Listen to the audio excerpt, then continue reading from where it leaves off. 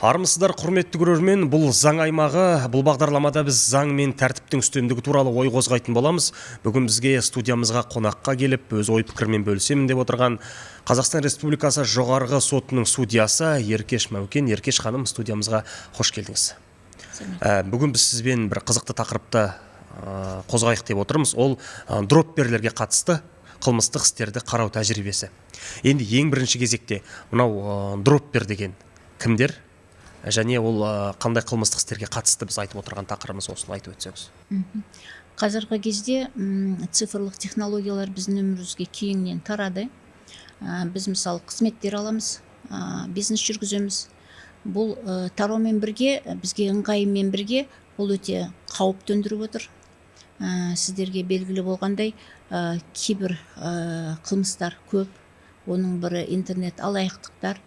Сонымен қатар қазіргі кезде дроппер деген кейбір қылмыстың бір түрі шықты. Әрбір қылмыс жасаған адамның оның жауапкершілігін, оның қылмыстық пиғылына байланысты жауапқа тартады. Мысалы, дроппер дегеніміз жаңа ұғым. Бұл ағылшыннан шыққан сленг дейді. Бұл тастау, лақтыру, немесе сбросить деген сөзден шыққан дейді. Ауызекі қолданыстағы сөзден шыққан. Ауызекі. Сонымен қатар дропперство деген бұл заңсыз бір жоба екен, программа дейді. Сондықтан да қазіргі кезде бұл дропперлікке қарсы жеке қылмыстық жауап қарастырылған. Оған қылмыстық кодекске жаңа бап енгізілді. Бұл 232 бап 1. Бұл дропперлер сыйақы үшін өздерінің шоттары арқылы немесе төлем құрылғылары арқылы заңсыз ақшаны өткізеді. Немесе біреуге үшінші жаққа сыйақы үшін біреудің сондай құрылғыларын пайдалануға әсер етеді. Біреудің шотын, біреудің төлем картасын пайдалануға. Төлем картасын. Бұл шот болуы мүмкін, бұл құрылғы болуы мүмкін, бұл картасы, төлем картасы болуы мүмкін. Немесе өздері жүргізуді заңсыз әрекеттерді, немесе үшінші жақты осындай заңсыз әрекетке тартады. Көбінесе, мысалы, тәжірибеге қарайтын болсақ, бұлардың қылмыстық пиғылы алаяқтармен байланысты емес. Бұлар алаяқтар не істеп жатқанын білмейді. Оларға тек қана, мысалы, жеңіл жұмыс табу үшін өздері жеке бір сайттарға қоңырау шалып, тез мөлшерде ақша табу мансабында қоңырау шалып, тез жұмыс таптым деп ойлайды. Ал олар алаяқтардың оларға қалай өздерінің картасы арқылы ақшаларды заңсыз аударғанын білмей қалады. Сондықтан да қазір оларға жеке жауапкершілік қылмысты қарастырылған. Бұл бапта, мысалы, олардың көлеміне байланысты, аса ірі көлемге байланысты олар жауапкершілікке тартылады. Олар қамаққа алудан бастап бас бостандығын шектеу, бас бостандығын 7 жылға дейін бас бостандығы айыру жазасы қарастырылған. Істің ерекшелігіне байланысты. Сонымен қатар осы қылмыстық кодексте жазылған, егерде қайда кейбір кім болсын тұлға өз еркімен келіп осындай қылмыс жасадым десе, немесе басқа қылмысқа оның қатысы жоқ болса, немесе соның бәрін өзі мойындап айтып келсе, алғаш жасаған, онда ол қылмыстық жауапкершіліктен босатады. Мүлдем босатылады, егер өзі мойындап, бұрын тартылмаған болса. Өзі келіп, мойындап, мен осындай қылмыс жасадым, мен осындай заңсыз әрекет жасадым, мен осындай шотпен немесе картасымен осындай біреудің заңсыз ақшасын аудардым десе, онда ол қылмыстық жауаптан босатылады. Осы ретте біздің бір графикамыз бар екен. Алаяқтар дропперді әртүрлі жолдармен табады дейді, әлеуметтік желілер мен интернет форумдар арқылы. және ақша үшін тәуекелге баруға дайын адамдар жеңіл жолмен қыруар табыс әкелетін хабарландыруға бірден қызығады, солай ғой енді. Және таныстар арқылы қаскөйлер таныстары мен достарын дроппер болуға күттіп, соларды пайдалануы мүмкін. Және де алдау және түрлі қулыққа бару. Кей кездері дропперлер алаяқтық әрекетіне қатысып жатқан білмейді де, олар заңды бизнеске көмектесіп жатқанына сенеді дейді. Осындай жағдайда қалай болады? Мені мұны қызықтырып тұрған үшінші, мысалға, енді адамнан айла артылмайды ғой. Ол әртүрлі амалға барады, жаңағы кибер алаяқтар. Мысалға, кейбіреулер өзінің сол қылмыстық іске тартылып жатқан, араласып кеткен білмейді де, біреуге жәрдемдесіп жатырмын деп ойлайды. Егерде мысалы мен жаңа айтып кеттім ғой, олардың қылмыстық пиғылына байланысты қылмыстық жауапкершілік болады дейді. Егерде олар интернет алаяқтармен бірге түрлі схемаларға қатысса, әрине олар қылмыстық алаяқтыққа көмектесті деп басқа баппен сотталады. Олар алаяқтардың схемасын біліп отырса. Ал мына дропперлар, олар тек қана шотымен, өздерінің шоттарында немесе картамен заңсыз ақшаны, сыйақыға заңсыз ақшаны өткізу үшін олар қылмыстық жауапкершілікке тартылады. Олар білмеуі мүмкін алаяқтардың схемаларын. Бірақ та олардың қоңырау шалып, оларға осындай мен саған төлеймін, сен осылай заңсыз өткізіп бер дегенге келісіп отырады. Енді бұл кибер қылмыс және алаяқтардың амалдары дамыған сайын біздің заңнамалық құқықтық базамызда өзіне өзгерістер енгізіп, оларда бірге дамып отырады. Солай ғой, сол сияқты арнайы бап, арнайы жаңа жазалар осы дропперлерге қатысты бізге енгізіліп жатқанда сондықтан. Жаңа сіз бір сөзіңізді айтып өттіңіз, айыппұлдан бастап бас бостандығынан айыруға дейінгі жазалар бар деп. Сол бас бостандығынан айыру жазасының ең бір ауыр түрі қанша жылға дейін бір айтып өтсіз? 7 жылға дейін. 7 жылға дейін. Қазіргі уақытта дропперлерге азаматтық талаптар қойылып жатыр. Мысалы, олар тергеу барысында айтады ғой, мен білмедім, сөйтпедім, бүйтпедім деп. Елдер негізсіз баю жөнінде азаматтық талап қойып жатыр. Азаматтық талапта сот тәжірибесінде осындай шешімдер шығарылған.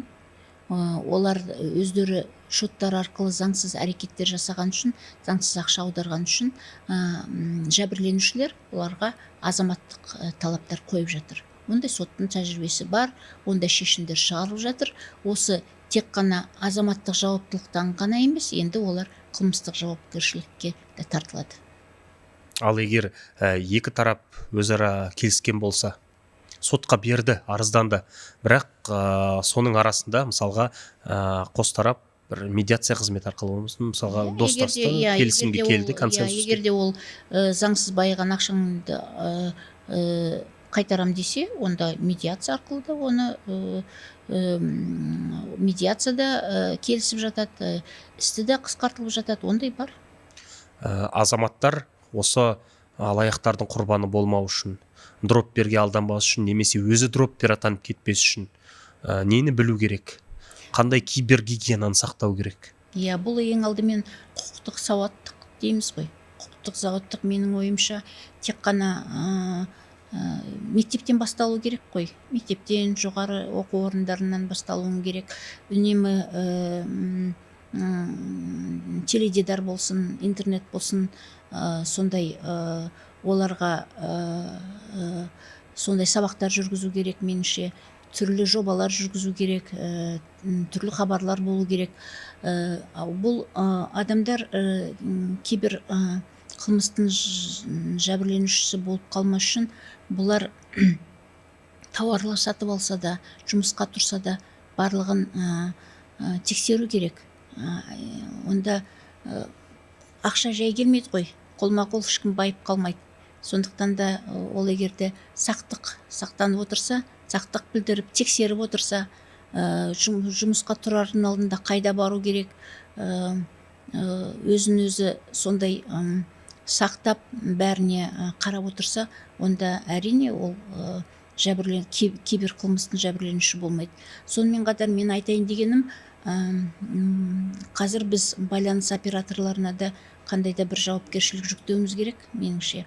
Егерде мысалы басқа елдің тәжірибесіне қарасақ, Францияны алсақ та, Қытайды алсақ та, қазір көптеген кейбір орталықтар салынып жатыр, олар жасалып жатыр. Сонда олар байланыс операторларын осы жұмысқа кейбір қылмысқа қарсы жұмылдырып жатқан көрінеді. Сонда егерде менің байланыс операторым маған үнемі бұл келген жалған қоңыраудан өзі алып отырса, немесе өзі өшіріп отырса, ол менің ойымша осындай кибер қауіпқа қарсы бірде-бір үлкен әдіс болушы еді. Сондықтан да менің ойымша біздің көптеген мобильдік байланыс операторларын осы жұмысқа жұмылдыруымыз керек. Әрине, осы ретте мен де сізбен келісемін, себебі сол байланыс операторларының абоненттері арқылы халыққа хабарласып, алаяқтық жымыс істерін іске асырып жатқандар өте көп. Және оның алдында айтып өткеніңізбен келісемін, және көрермендерге де соны айтып өткім келеді. Бұл алданбаңыздар, қазір алаяқтықтың жолы көп. Қазір әркімнің қолында смартфон, әркім түрлі жарнамаларды қарайды, түрлі сайттарға өтіп кетеді. Әсіресе мынау егде тартқандар, зейнеткерлер, бізде үлкен кісілер сенгіш келеді. Тегін олжа қақпанда ғана болатын біліңіздер. Бұзаулы сиырын кім сізге не деген батпан құйрық бұлсатып қоя беретін. Сондықтан да әр нәрсені жіті біліп қадағалап отырыңыздар, алданып қалмаңыздар. Себебі оның арты тек қана ақшадан айырылып қалу емес, сондай-ақ сіз іске, жауапкершілікке тартылып кетуіңіз де мүмкін, осыны біліңіз. Және әрине байланыс операторларына нөмірі ашық екен, жасырын нөмір емес екен, демек бұған сенуге болады деп ойламаңыз. Солай ғой, олар ашық нөмірден де хабарласып жатады қазір.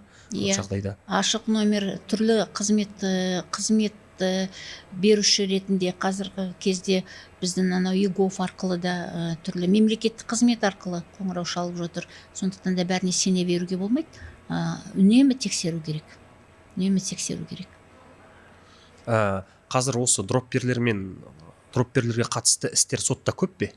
Қазір әлі менің бас прокуратура, Қазақстан Республикасы прокуратураның мәліметіне қарағанда бір іс сотқа жолданып жатыр деген бар хабар. Бірақ та бұл қылмыстық заңға өзгеріс тек қана қыркүйектің 16-сында енгізілді, күшіне енді бұл енгізілген заң. Сондықтан да бұл тек қана басы, әлі тергеу жүріп жатыр. Сондықтан да әлі сотқа істер түскен жоқ. Демек, бұл заңның қолданысқа енгеніне әлі бір ай уақытта болған жоқ. Бір ай уақыт болған жоқ. Әлі бір ай болған жоқ, бірақ бір факт, бір іс жолданды деген әзірге ақпарат бар. Сондай мәлімет бар, бірақ та қай сотқа қалай келгені мен әлі ондай сізге хабар бере алмаймын. Ал жарайды, бізде дропперлер көп, алаяқтар көп, оларды осы заңның арқасында әшкерелейміз, жасалаймыз дейміз. Бірақ құқық қорғау органдарының, оның ішінде судьялардың, прокурорлардың осы ретте білімдері қаншалықты дропперлер туралы? Интернет алаяқтық басталғалы, бұл істерді тергеуде де, қарауда да тиісті өзінің тәртібі бар, Сондықтан да бұл сол тәртіпке байланысты жүргізіледі. Мынау жәбірленушілердің құқықтары қалай қорғалады? Жәбірленушілер, егерден мысалы интернет алаяқты алатын болсақ, ол жәбірленушілер тергеу кезінде, алдын ала тергеу кезінде жәбірленуші ретінде тартылады, оған қаулы шығарылады, жәбірленуші ретінде тану жөнінде. Содан кейін ол мысалы жәбірленушіге заңсыз несие рәсімделген болса, ол сол қаулыны алып банкке барады, маған қарсы осындай қылмыс жасалды, мен жәбірленуші ретінде танылдым деп, ол қаулысын өткізіп қою керек. Ал содан кейін тиісті үкім шыққанда тергеу аяқталып, сотқа келіп, сол тұлғаларға қатысты, алаяқтарға қарсы үкім шығарылған кезде, ол сол үкімнің көшірмесін сол банкке алып барса, ол сол несиені төлеуден босатылады. Мына дроптарды көбінесе кімдер жасайды? Шарасыз, амалсыз қалған жастар ма, жоқ әлде тәжірибелі қылмыскерлер ме? Бұл заң жаңа ғана күшіне енді ғой, 16 қыркүйекте. Сондықтан да былай енді тәжірибе қарасақ, онда жұмыс істеп жүрген жастар да бар, оның ішінде пенсияда отырған зейнеткерлер де бар дейді айтуға болады. Демек, қылмыстың бұл түрі жасталғамайды. Жасталғамайды. Ал киберорталықтың мәліметіне қарайтын болсақ, жәбірленушілер 18 бен 30 жастағы арасындағы жастар. Жәбірленушілердің көбі жастар. Көбі жастар, иә. Оның ішінде сонымен қатар зейнеткерлер де бар екен. Зейнеткерлерде 18 бен 30 арасында және 50 мен 60 арасындағы адамдар. Енді жалпы бұл интернет алаяқтықты тамырына балта шабу үшін, жою үшін не істеу керек деп ойлайсыз? Бұл бағанағы сол мен сізге айтып кеткендей құқықтық сауаттылықты жетілдіру керек. Түрлі сайттарға кіру үшін тексеру керек, тауарлар алу үшін инвестиция, көбінесе біздің халқымыз инвестиция жасаймыз, тез байимыз деген ақшаларын беріп жатыр. Түрлі қаржылық пирамидаларға. Ондай болмайды. Түбі сол қаржылық пирамиданың өзі заңсыз. Сондықтан да тек қана өзінің еңбегімен ғана, өзінің жұмысын жасап, еңбек ақысын тапсан ғана, сол ғана заңды болады. Ал бұлай алаяқтар көп, интернет жасайтын алаң көп. Сондықтан да алаяқ жасайтын алаң көп. Өте қолайлы интернет алаяқ жасағанға. Сондықтан да тек қана байқау керек. Сол дропперлерге жаза кескен кезде, жаза тағайындағанда қандай факторлар ескеріледі? Мысалға, жаңа ғана сіз айттыңыз ғой сөзіңіздің басында, егер өзі келіп мойындайтын болса, ол қылмыстық жауапкершіліктен босатылады деген сияқты. Одан бөлек, мысалға, қылмыстық кодексте өзінің бізде бап бар. Тек қана осы дропперлерге байланысты емес, әрбір қылмыс жасаған адамдарға жаза тағайындағанда қандай факторлар ескерілу керек. Бұл ең алдымен оның жасы, кәмелетке толмаған балалары бар болса ескеріледі. Оның шын жүректен өкінуі, сонан кейін қандай да бір басқа бір салдар ескеріледі. Қылмыс жасағанда қандай да бір әртүрлі салдар болады ғой. Оның бәрі ескеріледі. Бұғанға дейін жауапқа тартылды ма? Кәмелеттікке толмаған жасы ескеріледі. Содан кейін жүктілік, әйелдердің жүктілігі ескеріледі. Сол балалары барлар ескеріледі. Зейнет жасы ескеріледі. Осындай әрбір қылмыс жасағанда, жаза тағайындалғанда, оның қылмыс жасаған адамның қылмыс жасағанға дейінгі және қылмыс жасағаннан кейінгі рөлі, оның отбасылық жағдайы барлығы ескеріледі.